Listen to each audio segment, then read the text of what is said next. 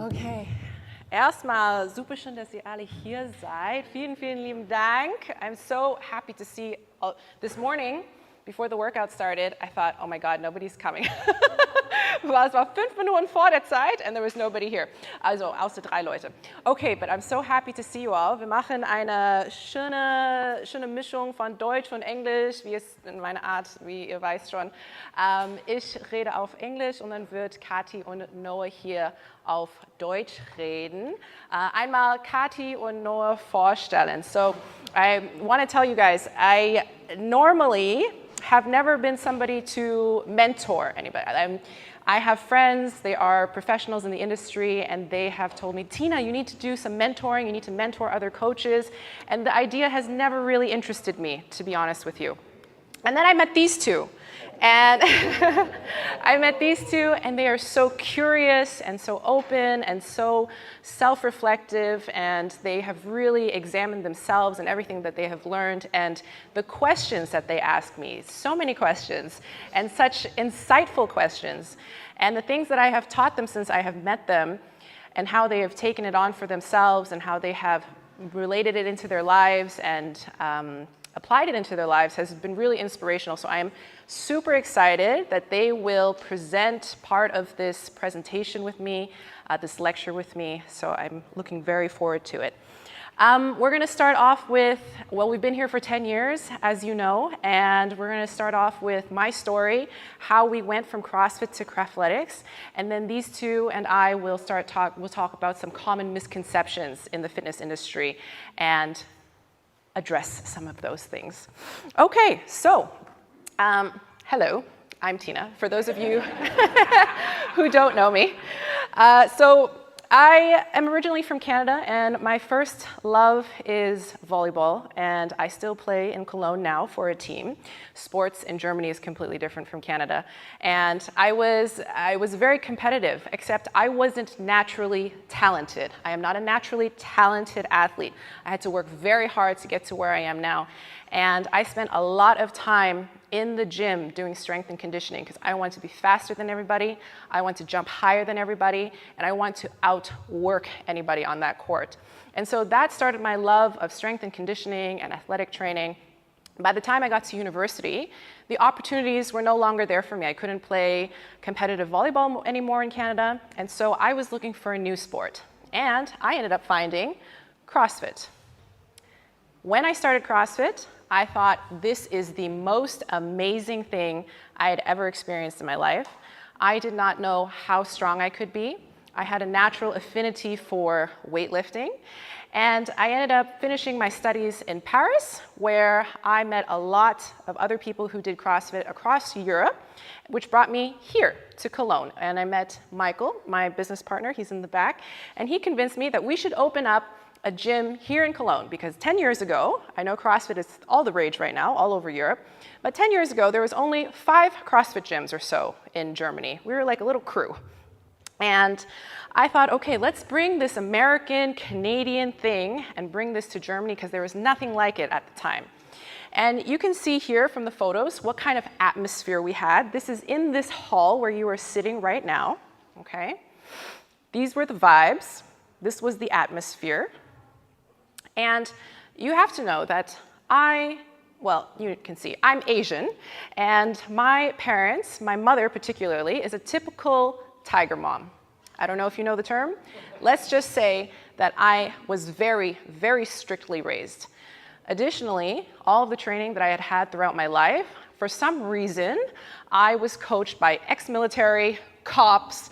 All my coaches were somehow, drill sergeant was the type of style that I was used to, and I was used to, just like the Japanese, the 10,000 rep rule. Do it again and again and again and again until you do it perfectly. And so this is the style of coaching that I brought to the people who I trained here.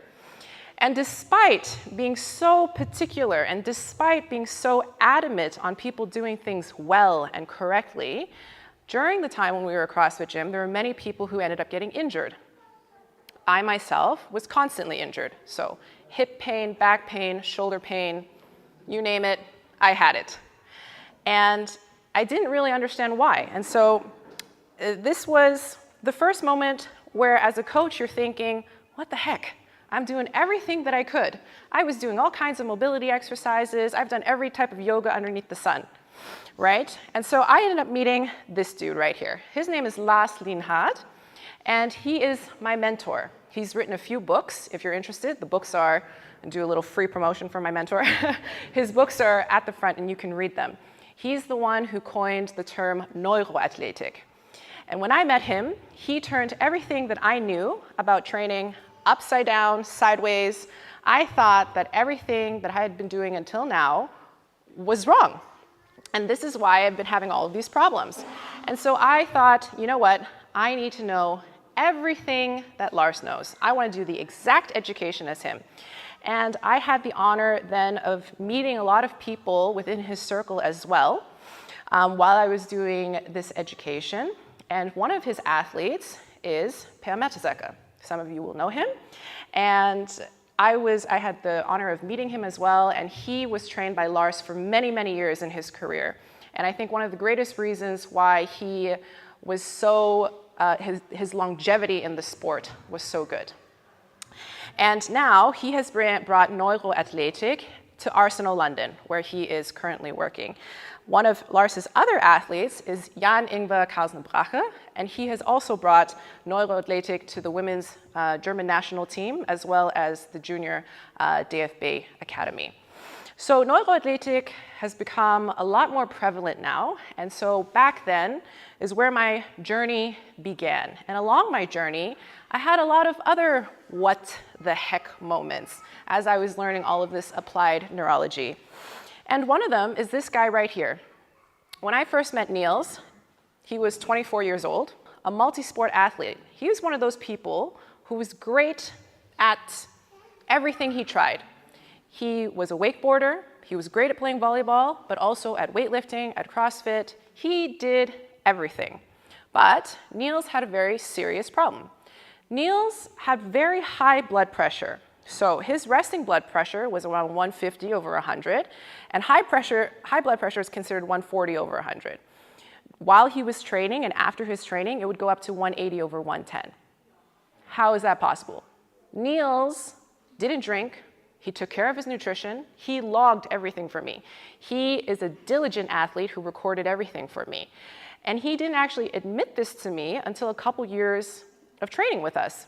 And I said, Niels, how could you not have told me this? Because at that point, he was taking blood pressure medication for a man who would normally be 90 years old. And he is 24. And look at him. He is aesthetically could be on the cover of Men's Fitness magazine. So after learning more neurology, learning more about different areas of the brain that are responsible for sympathetic and parasympathetic tone, your stress and your relaxation state, we did a lot of very odd exercises with Niels because the normal stuff wasn't working. He was taking rest days, nutrition, like I said, sleeping. The man didn't drink, all right? And so after doing a lot of weird exercises, we managed to get his blood pressure down. And this was a recording at the end of a session after working with him for about 8 months. So, what did this tell me? Fitness does not mean health. You could say that Niels is fit, but he wasn't healthy, okay? This was one of my big what the heck moments.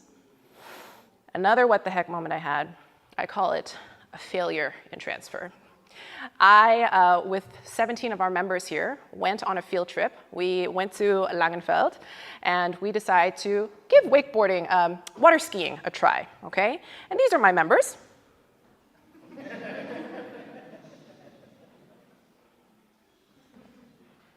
Totally normal for your first time trying to water ski, right? However, we had rented the park for 2 hours.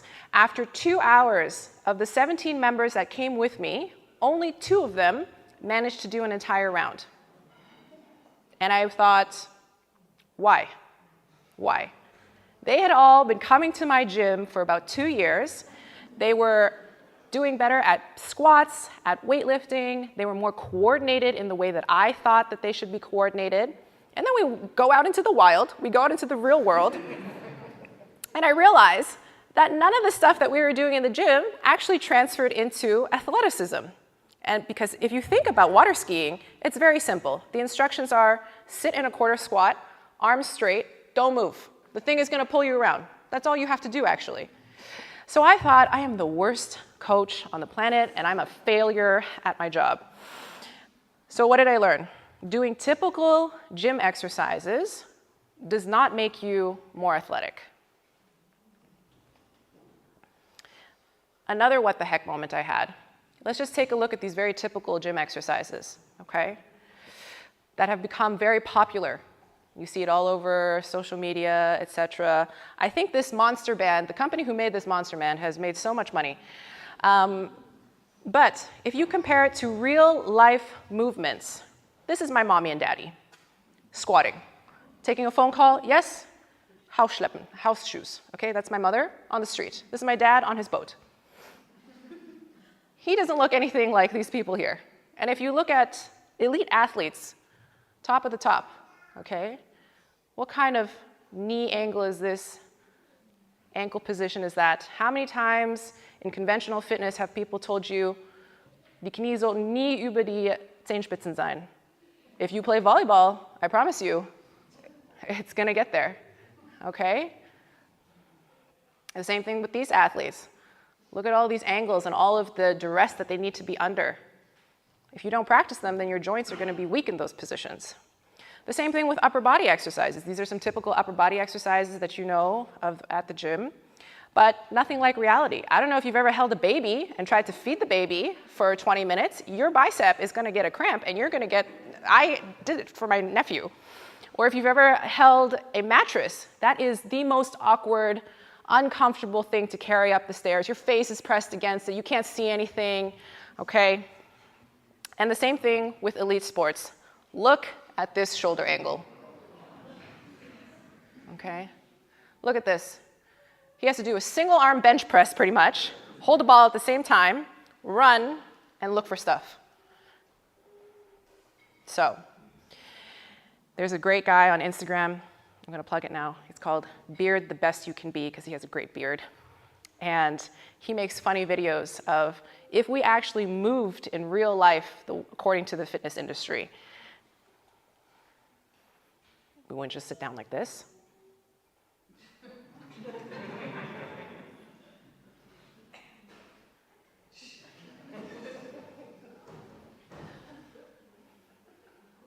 The fitness industry has over-standardized a lot of movements. There's a right way, apparently, to do a squat, and there's a wrong way to do a squat. That's actually not true.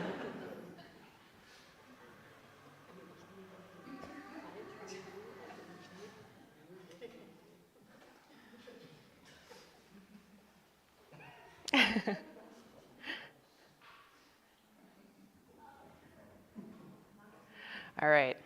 So, conventional fitness exercises do not look like real human movement for sports or for life. So what I had been doing in the gym the whole time doesn't look anything like real sports. And I know that because I play volleyball. So I came to a crossroad, okay? And there are things that I started to observe in the gym as well. The first thing is that people were using exercise as an anesthesia. A lot of people come in here and they say, Tina, ich möchte mich kaputt machen. Ich möchte auspowern, okay? I want to be completely dead after this training, yeah? And that's the same as being a workaholic, using alcohol, food, okay, to numb yourself. They come from a full, stressful day of their life, from their family, and they want to come in here to my gym and say, I want to smash my face into the wall so that I have no thoughts afterwards, no feelings, and I can't feel my body anymore, okay? The other thing is that I realized that the wrong culture was starting to be developed. It was all about more reps, doing it faster, achieving another PR or personal best or personal record, right?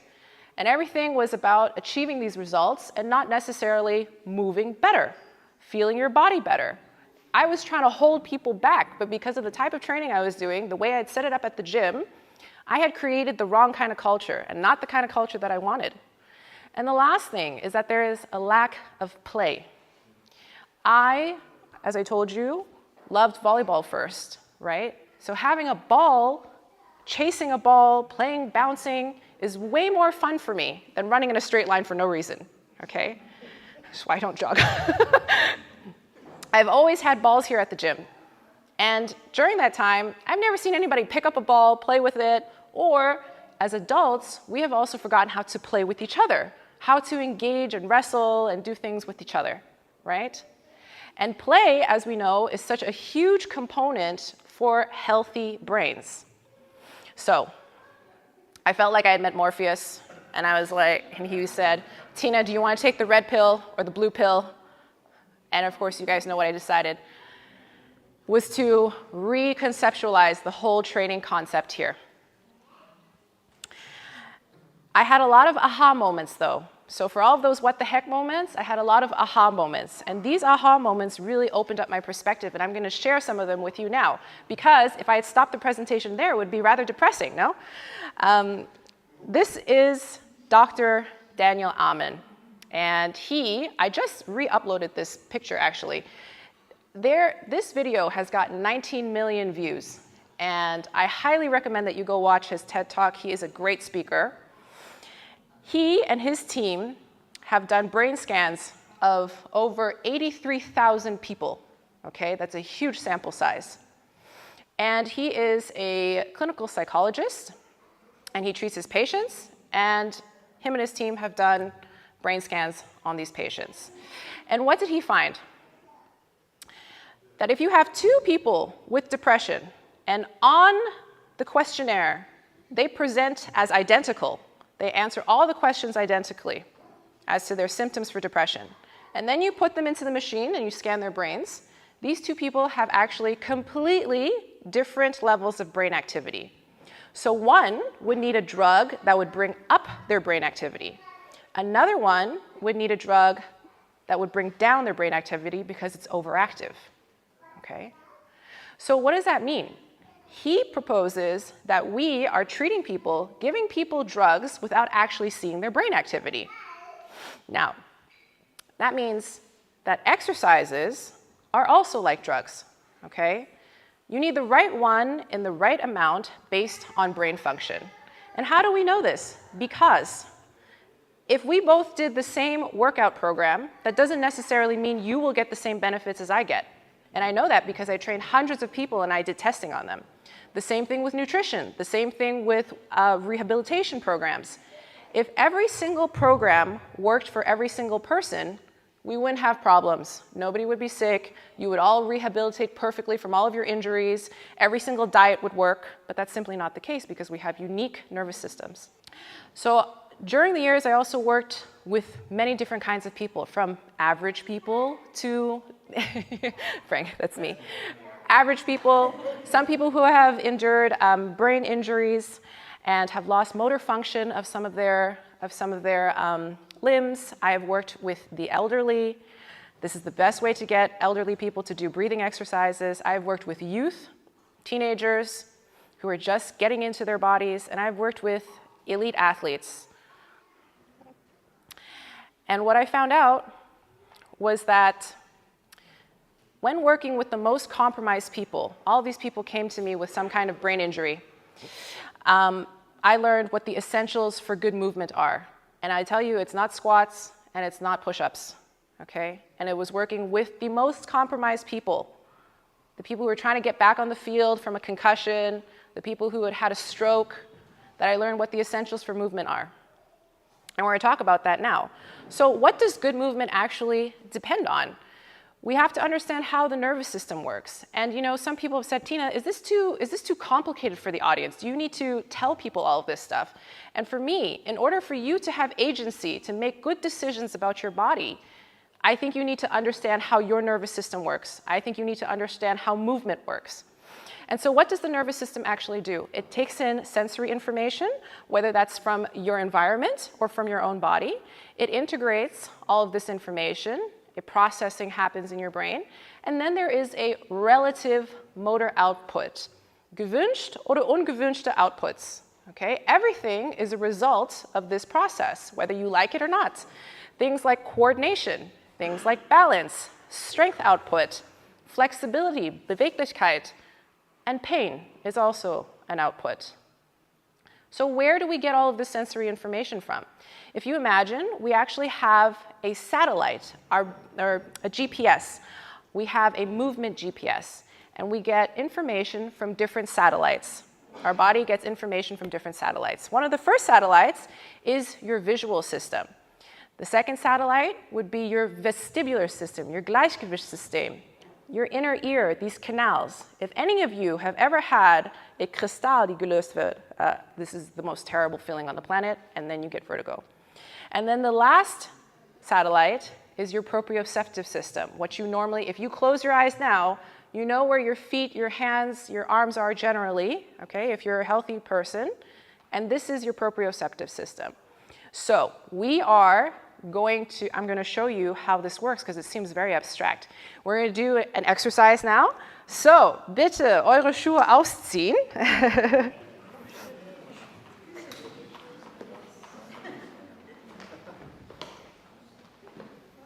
Und jetzt stehen wir alle auf. We're all going to stand up.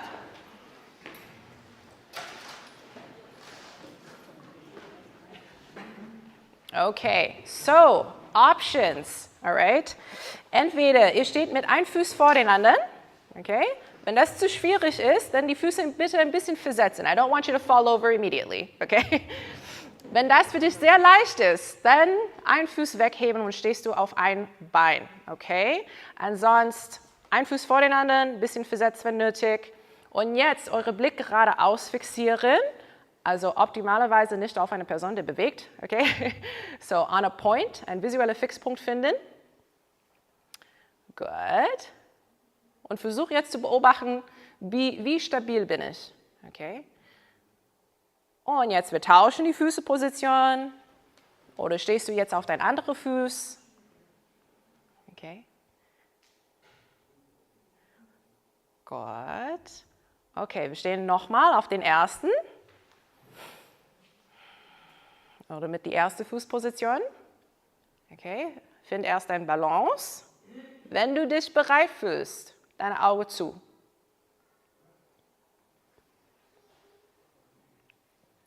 Gut, Augen wieder auf. Gut, Füßeposition wechseln, auf den anderen Fuß stehen. Nochmal deinen Blick fixieren oder stabilisieren auf irgendwas. Und wenn du bereit fühlst, nochmal die Augen zu.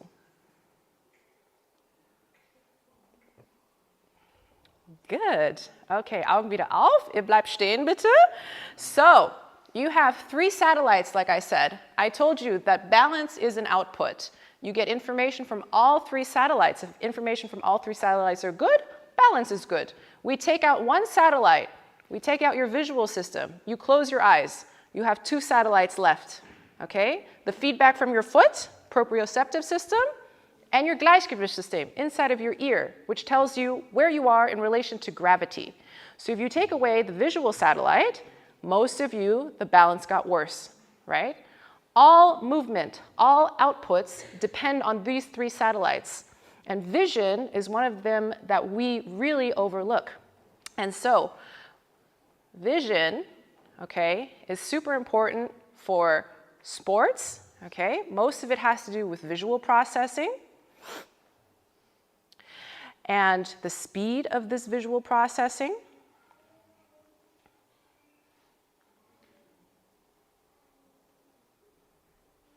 But also for things like driving. So how many eye movements do we need in order to drive? There is only one test that we normally do to get a driver's license, and it's how sharp you can see. But you need to jump your eyes from the dashboard to signs, you need to follow signs, you need to do a lot of eye movements actually when driving, in addition to moving through the city, especially on your bike or walking. But what happens is that when we are little, we are not taught the visual skills that are necessary to be successful at sports. We are taught the rules of the game, and we are not actually practicing eye movements.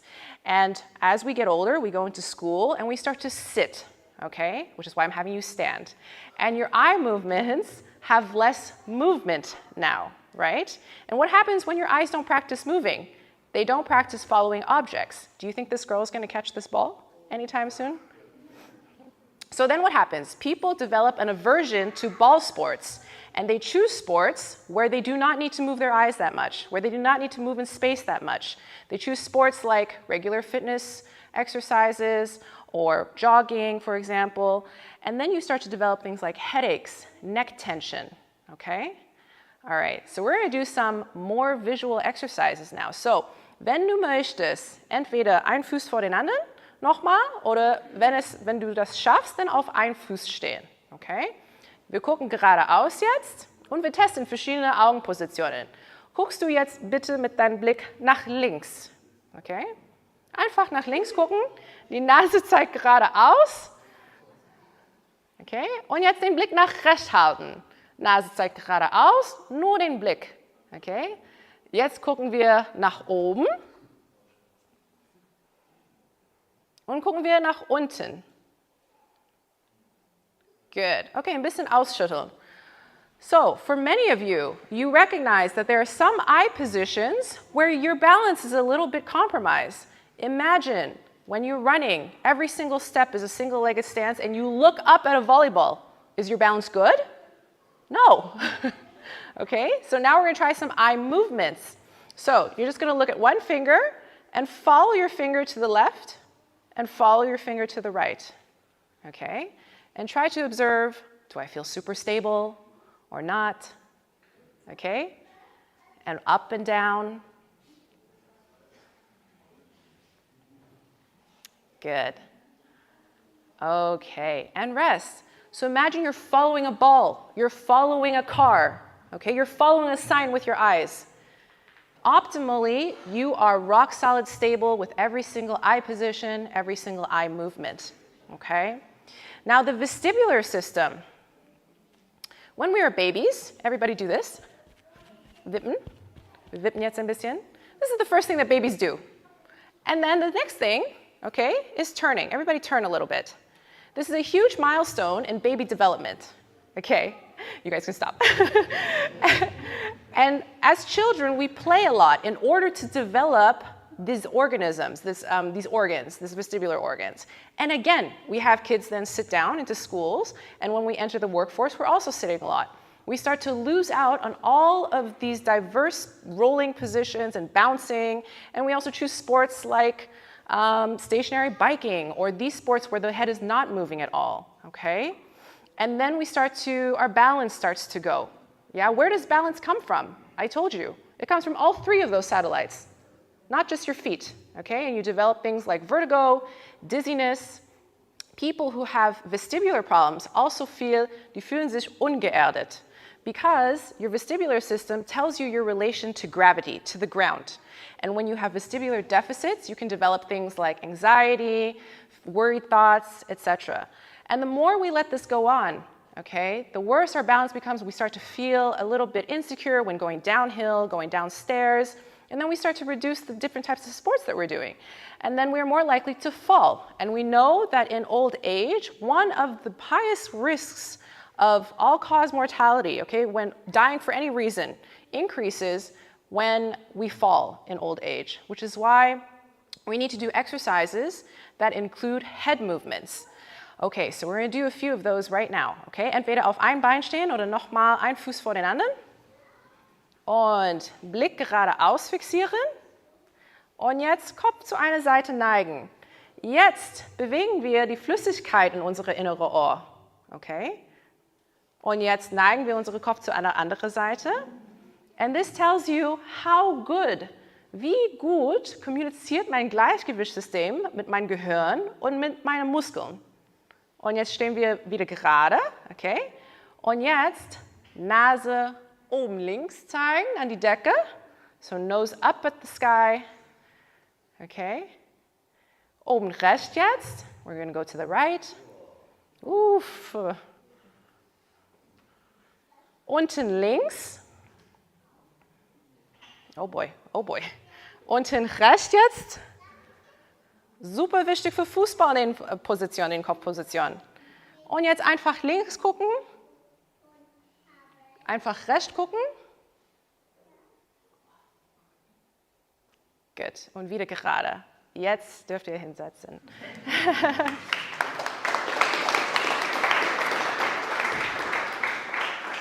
auch viel Fußmuskeltraining. So, diese 6 Kopfpositionen, left, right, up, right, down, right, gehört zu die 6 Kanäle in eure Gleichgewichtssystem. Okay, they correspond to the 6 different canals in your inner ear. If you have a problem looking in any one of these directions, and you do not train this, the brain is a use it or lose it organ. It will not get better. Your balance will get worse. Things like playing volleyball, tennis, basketball, or soccer, when you have to look down very often, become very hard. And then your risk of injury becomes much higher. Okay? You injure yourself, your knee hurts, you decide, I'm going to stop playing soccer. Okay? All right. So, what does this mean? We have to choose sports like the Kraftletics system that we've developed here, where you do eye movements and head movements, in addition to muscle training. So in order to train people effectively, we have to understand the nervous system. This was a huge aha moment. It's very simple, actually, at the end of the day. We need to see well, which means you need to move your eyes in every single way that the eyes need to move for sports and for life. That means jumping the eyes. That means following objects. That means converging your eyes, following things that are coming towards you. You need to balance well. And balance, remember, is not just standing on one leg. Your balance system comes from your Gleichgewichtssystem. Your Gleichgewichtssystem is only trained when you move your head in different positions. Breathing well, which we haven't talked about yet, but moving well, which we will talk about later. But at the end of the day, it also needs to be fun and sexy, which is why I created Kraftletics, okay? And what is Kraftletics?